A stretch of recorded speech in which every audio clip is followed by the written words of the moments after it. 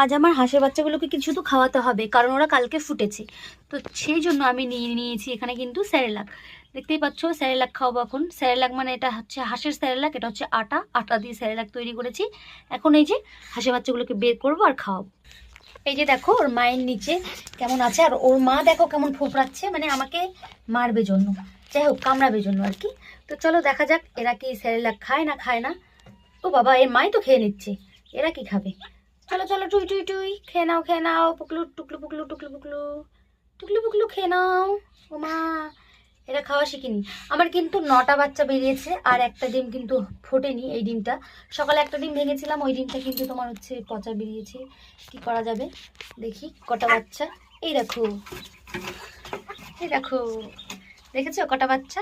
পুটুরু পুটুরু পুটুরু পুটুরু পুটুরু সবগুলো দেখতে পাচ্ছ। তো আমার এই টুকলু পুকলুগুলোকে তোমাদের কেমন লাগলো কমেন্ট